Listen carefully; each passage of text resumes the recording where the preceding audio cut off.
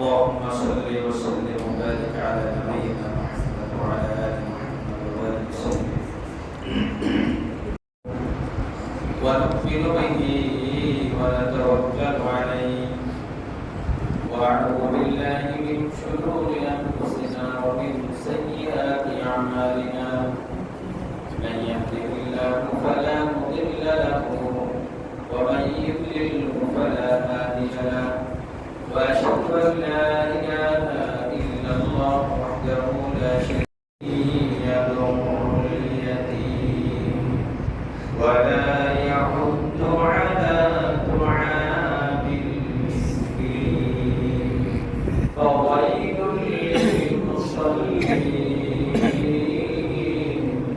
الذين هم عن صلاتهم ساهون الذين هم يراءون ويمنعون الماعون صدق الله مولانا العظيم وصدق رسوله النبي الكريم ونحن على ذلك لمن الشاهدين والشاكرين والذاكرين والحمد لله رب العالمين. اللهم صل على محمد وعلى آل محمد بعدد كل داء ودواء وبعدد كل علة وشفاء وذلك سلم. اللهم صل وسلم وبارك على نبينا محمد وعلى آل محمد عدد ما في علم الله صلاة دائمة بدوام ملك الله. اللهم رب اشرح لي صدري ويسر لي أمري واحلل عقدة من لساني يفقهوا قولي. رب زدني علما رب زدني علما رب يسر ولا تعسر وتمن علينا بالخير وبك نستعين ويا مستعان. اللهم صل على سيدنا محمد وعلى آل سيدنا محمد كلما ذكره الذاكرون وكلما غفل عن ذكره الغافلون.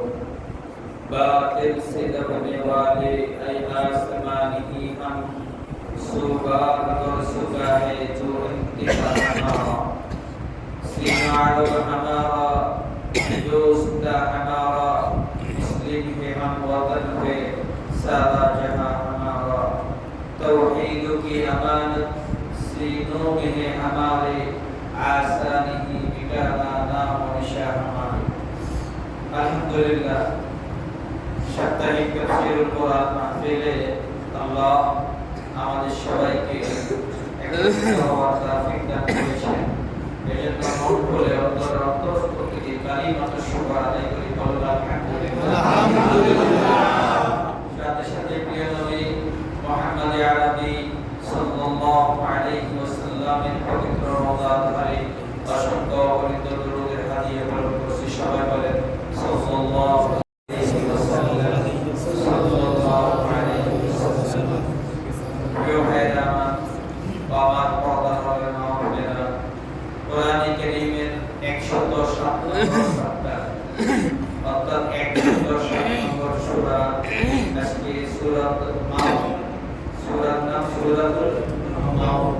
আলহামদুলিল্লাহ আমরা তেলাওয়াত করেছি। আল্লাহর কাছে তৌফিক কামনা করেছি যে আল্লাহ আমাদেরকে তেলাওয়াত করার তৌফিক দিয়েছেন। সে আল্লাহ যেন এই সূরাকে সামনে রেখে গুরুত্বপূর্ণ কিছু কথা বলার তৌফিক দান করেন। আমার তৌফিক ইল্লা বিল্লাহ। আলহামদুলিল্লাহ। সূরাতুল মাউন এই সূরা কোরআনে কারীমের 107 নম্বর সূরা। এই সূরাতে 60টি আয়াতে কারীমা আছে। এই সূরা দুই ভাগে বিভক্ত। প্রথমে 3টি আয়াতে কারীমা মক্কা শরীফ অবতীর্ণ হয়েছে, বাকি 4টি আয়াতে কারীমা মদিনা শরীফ অবতীর্ণ হয়েছে। তাতে উলামায়ে কেরামের মধ্যে মতবিরোধ আছে। এই সূরা শানে নুজুল যে কারণে সূরাটি নাযিল হয়েছে এই সংক্রান্ত বিষয় নিয়ে উলামায়ে কেরামের মধ্যে কিছু মতামত আছে। সর্বোপরি আমরা যদি শানে নুজুলগুলো আমরা অবশ্যই বুঝতে পারবো এই সূরাটি কেন নাযিল হয়েছে। প্রিয় ভাইরা আমার, সূরাতুল মাউন এই সূরার প্রথম অংশে মক্কার কিছু মুশরিক কাফেরের বদ চরিত্র নিয়ে কিছু আলোচনা এবং শাস্তি। দ্বিতীয় অংশের আলোচনায় এটি মদিনা শরীফে অবতীর্ণ হয়েছে মুনাফিকদের সংক্রান্ত বিষয় নিয়ে, তাদের সালাত, তাদের নামাজ সংক্রান্ত বিষয় নিয়ে। দ্বিতীয় অংশটুকু আল্লাহ সুবহানাহু ওয়া তাআলা নাযিল করেছেন।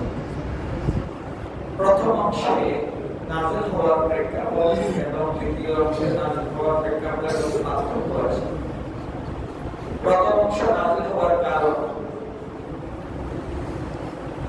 মক্কা সম্ভ্রান্ত ফ্যামিলির কিছু লোক, বিশেষ করে আবু জাহল, নাম শুনছেন না? আবু জাহল আমরা সবাই জানি না? গত শুক্রবারে আমরা বলেছিলাম তার বাড়িকে কি বানানো হয়েছে? টয়লেট বানানো হয়েছে। হাজিরা যখন যায় মনে না চাইলেও ওই টয়লেটে ঢুকে একটু ক্যাটকুট করে আসে, যাতে দুশ্মনের বিরুদ্ধে আরেকটু মনকে সান্ত্বনা করা যায়। আবু জাহল মক্কার সর্দার ছিল। সে কি করত? যখন কোনো একজন মুমূর্ষু মানুষ সে ইন্তেকাল করবে, কি করবে? ইন্তেকাল করবে। সে ইন্তেকাল করবে, মুমূর্ষু, তার ধরেন একজন বাচ্চা আছে, দুজন বাচ্চা আছে, এই লোকের দ্বিতীয়বার কোনো মানুষ নেই, আত্মীয় স্বজন নেই। সে ইন্তেকাল করার পরে তার বাচ্চাগুলো কি নেবে? দায়িত্ব নেবে, এমন কেউ নেই। এমন ব্যক্তিগুলোর কাছে গিয়ে আবু জাহেল গিয়ে বলতো, দেখো তুমি তো দুনিয়া থেকে চলে যাচ্ছ, নিশ্চয় তুমি চলে যাবা, তুমি যাওয়ার পরে তোমার এই বাচ্চাদের কি হবে? হ্যাঁ, এদেরকে কে দেখাশোনা করবে? আমি মক্কার সর্দার, মক্কার নেতা, তুমি মানুষের কাছে ঘোষণা দাও তোমার ইন্তেকালের পরে তোমার বাচ্চাদের জিম্মাদারি এবং তোমার যত ধন সম্পদ আছে সবগুলো জিম্মাদারি আমার। আমি এই জিম্মাদারি গ্রহণ করলাম, তোমার বাচ্চাদের জিম্মাদারি গ্রহণ করছি, এটা বলে তুমি ঘোষণা দাও। এইভাবে যে সমস্ত মানুষগুলো ইন্তেকালের পূর্বে সে গিয়ে এই কথাগুলো বলতো, তারা চিন্তা করতে হয় নেতার কাছে আমার বাচ্চারা কি থাকবে? সুরক্ষিত থাকবে। যেমন আমাদের কোন নেতা যদি এখন বলে, ধরেন আমাদের বর্তমান প্রেক্ষাপটে বাংলাদেশের প্রধান উপদেষ্টা যদি বলে বুদ্ধিজীবীর অমুক ছিল আমার লোক, বলে তো দেখি এটা বললে ওই লোকের অজ্ঞান জমনে লাগে লাগবে। সে নিজেকে নিজে অনেক বাহাদুর মনে করবে না, নিজেকে নিজে অনেক গর্ব করে বলবো না আমি উপদেষ্টার পর আসবো, বলবে কিনা? তখনকার লোকগুলো ভাবতো নেতা যেহেতু আমার সন্তানের জিম্মাদারি নিতে চাচ্ছে, এটা তো আমাদের সৌভাগ্য। হ্যাঁ, তখন তারা কি করতো? আবু জাহেলের নামে সম্পদগুলো লিখে দিত, বাচ্চাগুলোকে আবু জাহেলের জিম্মা দিয়ে দিত। আর এই লোকটি মারা যাওয়ার সাথে সাথে আবু জাহেল কি করতো? এই সম্পদ সবগুলো সে নিজে দখল করে নিত আর এতিম বাচ্চাদেরকে মাহরুম করে দিত। এতিম বাচ্চাগুলোকে কি মাহরুম করে দিত। এই একটি কারণ সূরা নাযিল হওয়ার। দ্বিতীয় আরেকটি কারণ, মক্কার প্রভাবশালী আরেকজন নেতা ছিল আবু সুফিয়ান। পরবর্তীতে মক্কা যখন বিজয় লাভ করে আল্লাহ রাসূলের কাছে যখন মক্কা ফিরে আসে, তখন আবু সুফিয়ান মুসলমান হয়। এই আবু সুফিয়ান যখন মক্কার নেতা ছিল, কাফির ছিল, তখন আবু সুফিয়ান প্রতি সপ্তাহে একটা উট জবাই করত, জবাই করে মক্কার লোকদেরকে খাওয়াতো। একদিন একটা এতিম বাচ্চা আসছে কার কাছে? আবু সুফিয়ানের কাছে। সে উট জবাই করছে, গোশত বিতরণ করছে। একটা এতিম বাচ্চা এসে বলছে, চাচা আমাকে কিছু করতে, আমাকে কিছু করতে। এই কথা বলার সাথে সাথে আবু সুফিয়ান এতিম বাচ্চাটাকে ধাক্কা দিয়ে ফেলে দিল এবং একটা লাঠি নিয়ে তাকে অনেক পিটিয়ে তাকে সেখান থেকে বের করে দিয়েছে। এই পরিপ্রেক্ষিতে যখন বের করে দিয়েছে, এই এতিম বাচ্চা যখন কান্নাকাটি শুরু করছে, তখন এই এতিম বাচ্চার পরিস্থিতি দেখে আল্লাহ রাব্বুল আলামিন এই সূরা নাযিল করেছেন।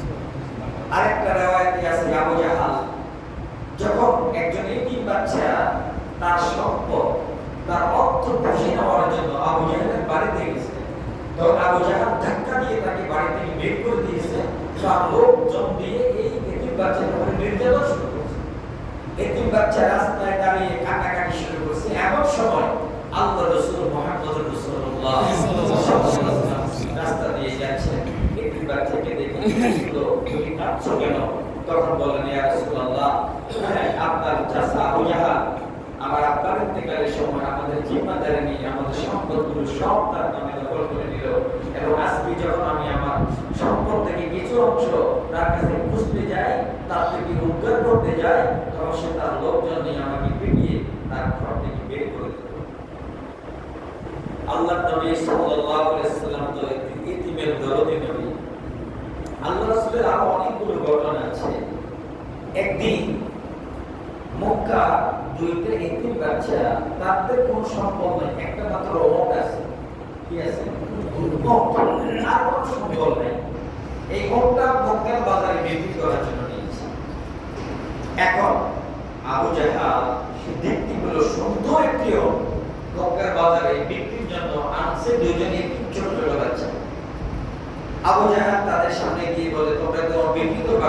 হ্যাঁ, দেখা ওট বিক্রি করার জন্য তো বাজারে এনেছি, একটা কাজ করো, ওটা আমার বাড়িতে নিয়ে যাও, বাড়ি থেকে টাকা নিয়ে নাও।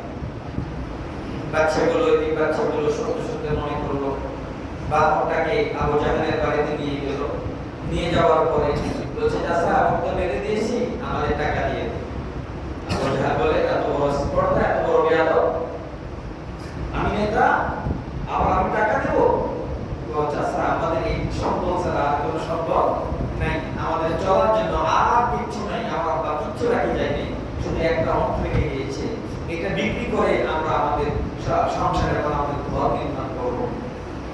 কিছু সময় বাচ্চাগুলোকে ডাকিয়ে নামিয়ে তার বাড়ি থেকে বের করে দিল।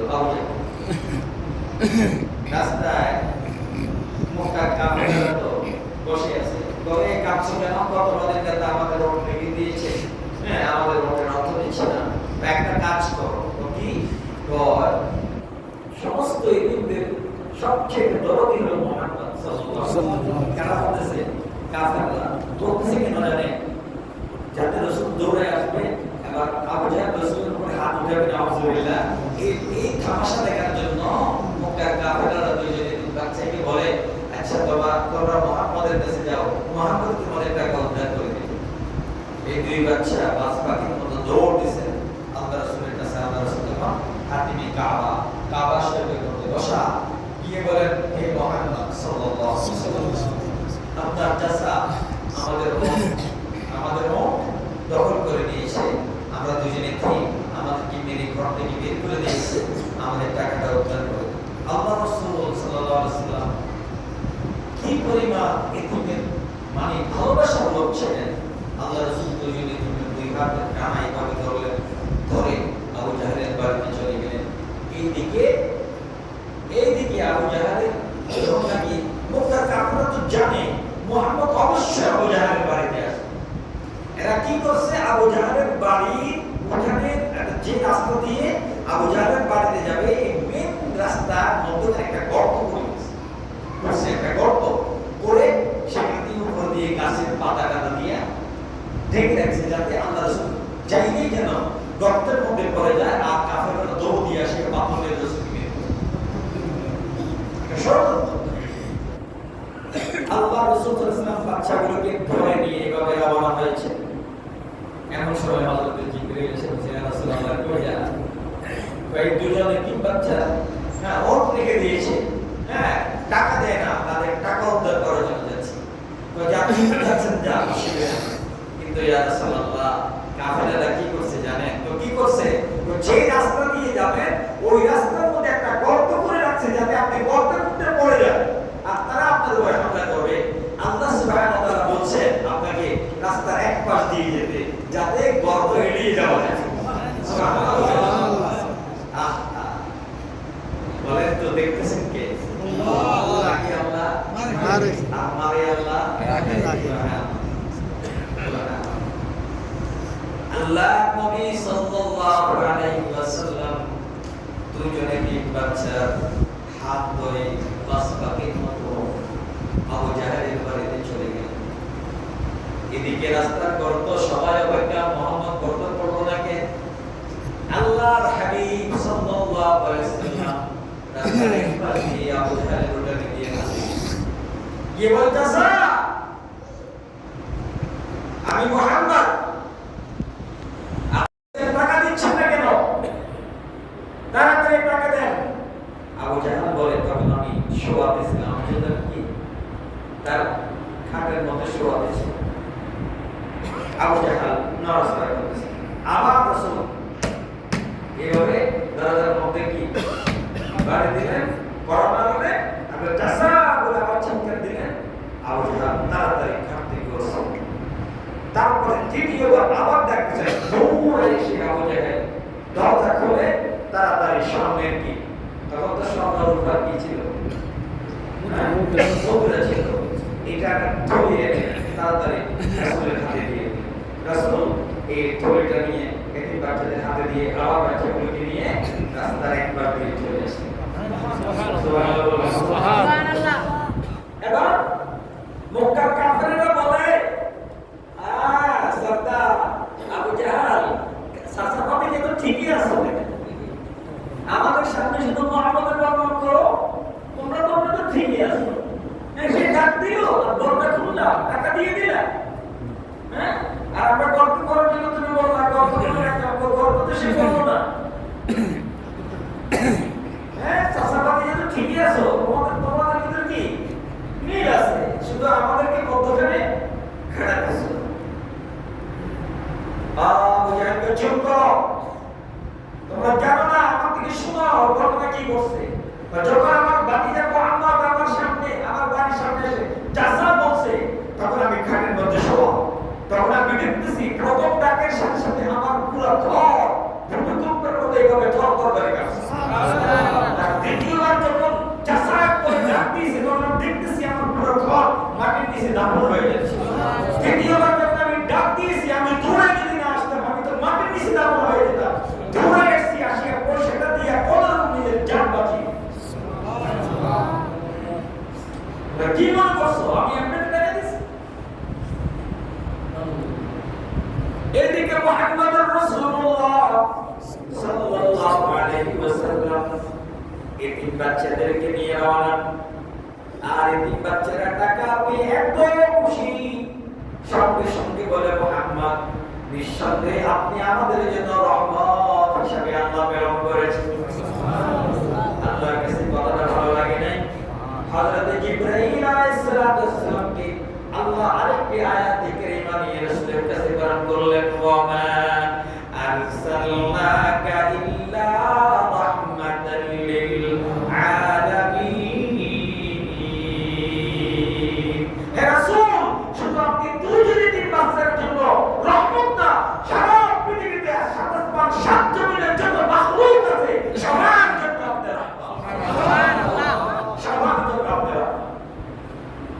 শুধু তুই এতিম বাচ্চার জন্য রহমত না, সারা পৃথিবীতে না, শুধু আমি যতগুলো পৃথিবী বানিয়েছি, যতগুলো গ্রহ বানিয়েছি, যতগুলো গ্রহ সাত আসমান সাত জমিনে যা কিছু আছে, যা কিছু আমি বানিয়েছি, সবগুলোর জন্য আপনাকে একমাত্র কেবলমাত্র রহমতাল লিল আলামিন করে আমি করব। বলে না একটা, ওয়া মা আরসালনাকা ইল্লা রাহমাতাল লিল আলামিন। আল্লাহর হাবিব সাল্লাল্লাহু আলাইহি ওয়াসাল্লাম ওই তিন বাচ্চাকে নিয়ে আবু জাহেলের কাছে গিয়ে বলে, চাচা, এই তিন বাচ্চাকে কেন মারলাম, কেন তার সম্পদ দিচ্ছে না? আল্লাহ রাসূল সাল্লাল্লাহু আলাইহি ওয়াসাল্লাম বলেন, এক্ষুনি তার সম্পদ দিয়ে দাও। সঙ্গে সঙ্গে আবু জাহেল তিন বাচ্চার সম্পদ দিয়ে দিল। তখনই আল্লাহ রাব্বুল আলামিন সূরা মুহাম্মদ নাযিল করেন, আরাআইতাল্লাযী ইউকাযযিবু বিদ্দীন ফাযালিকাল্লাযী ইয়াদুউল ইয়াতীম ওয়া লা ইয়াহুদ্দু আলা তুআমিল মিসকিন।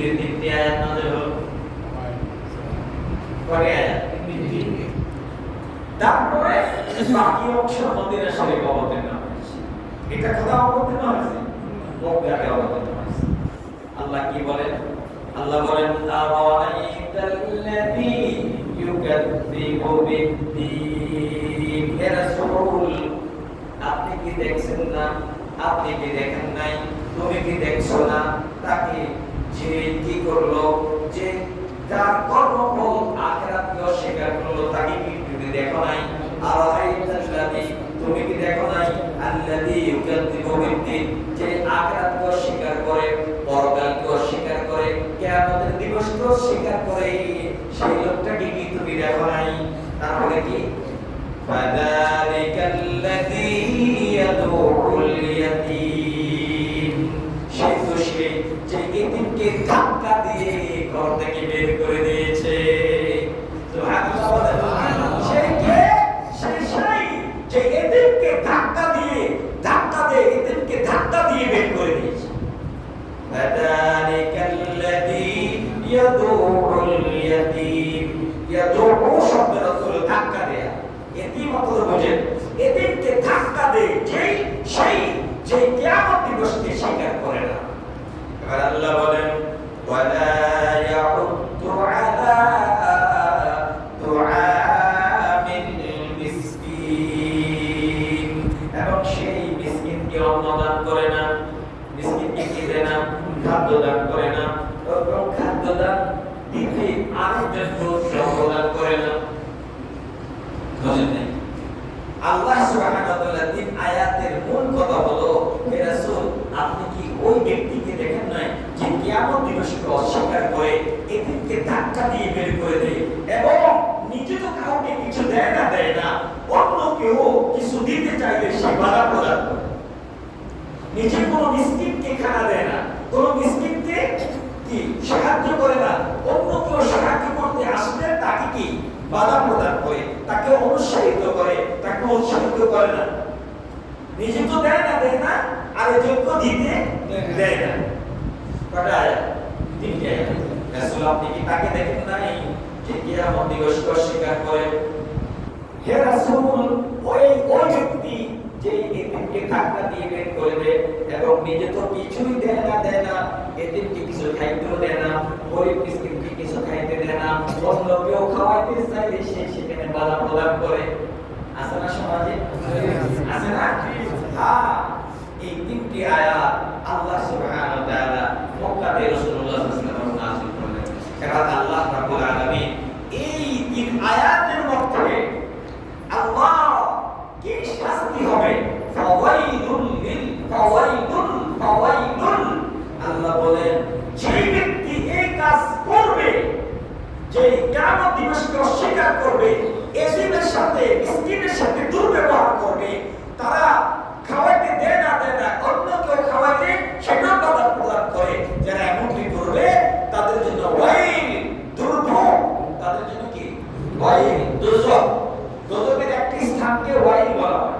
দুর্যোগের জাহান্নামের একটি স্থানের নাম কি? ওয়াইল। বলেন, জাহান্নামের একটি স্থানের নাম ওয়াইল। আল্লাহ বলেন ওয়াইল, তাকে ওয়াইল দুর্যোগের মধ্যে নিক্ষেপ করা হবে। ওয়াইল দুর্যোগ কাকে বলে? জাহান্নামের একটা এরিয়া, যে এরিয়া হাদিস শরীফে রাসূল করিম সাল্লাল্লাহু আলাইহি ওয়াসাল্লাম বলেন, ওয়াইল জাহান্নামের একটা এরিয়া, এত গভীর, একটা লোক একটা জাহান্নামীকে যদি সেখানে ফেলে দেওয়া হয়, 40 বছর পর্যন্ত সে নিচের দিকে যেতে থাকবে, 40 বছর পরে গিয়ে হবে সে ওয়াইল দুর্যোগের নিচ তলা পাবে। 40 বছর পর্যন্ত সে নিচের দিকে যেতে থাকবে। এত কঠিন একটি জায়গার নাম জাহান্নামে, সেটার নাম কি? ওয়াইল। আল্লাহ রাব্বুল আলামিন বলেন, যারা কিয়ামতকে অস্বীকার করবে, এতিমের সাথে দুর্ব্যবহার করবে এবং মিসকিনের সাথে দুর্ব্যবহার করবে, আমি আল্লাহ তাদেরকে এই শাস্তি দিব, ওয়াইল